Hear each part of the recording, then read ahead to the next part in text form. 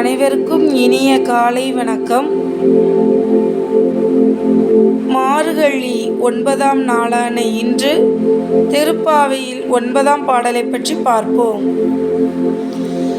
தூமணி மாடத்து சுற்றும் விளக்கெரிய தூபம் கமழ துயிலினை மேல் கண் வளரும் மாமன் மகளே, மணிக்கதவம் தாழ் திறவாய் மாமீர் அவளை எழுப்பீரோ, உன் மகள்தான் ஊமையோ அன்றி செவிடோ, அனந்தலோ ஏம பெருந்துயில் மந்திரப்பட்டாளோ, மாமாயன் மாதவன் வைகுந்தன் என்றென்றும் நாமும் பலவும் நவின்றேலோர் எம்பாவாய்.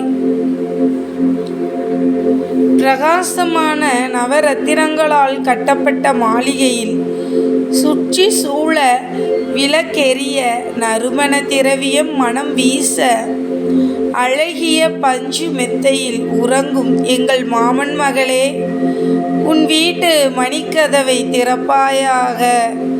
எங்கள் அன்பு மாமியே, அவளை நீ எழுப்பு. உன் மகளை எத்தனை நேரமாக நாங்கள் கூவி அழைக்கிறோம், அவள் பதிலே சொல்லவில்லையே. அவள் ஊமையா செவிடா? சோம்பல் அவளை ஆட்கொண்டு விட்டதா?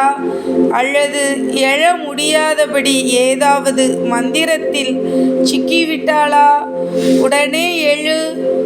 எங்களுடன் இணைந்து மாயங்கள் செய்பவன், மாதவத்துக்கு சொந்தக்காரன், வைகுண்டத்துக்கு அதிபதி என்றெல்லாம் அந்த நாராயணனின் திருநாமங்களை சொல். பாருங்க, உலக மக்கள் மாட மாளிகை பஞ்சு மெத்தை என சொகுசு வாழ்க்கையில் சிக்கி சோம்பலில் கட்டுண்டு கிடக்கின்றனர். இதிலிருந்து அவர்களை மீட்டு பகவானின் இருப்பிடமான வைகுண்டமே நிலையானது என்பதை அறிவுறுத்த வேண்டும். அந்த வைகுண்டத்தை அடைய பகவானின் திருநாமங்களை சொல்ல வேண்டும். சரி, நன்றிங்க.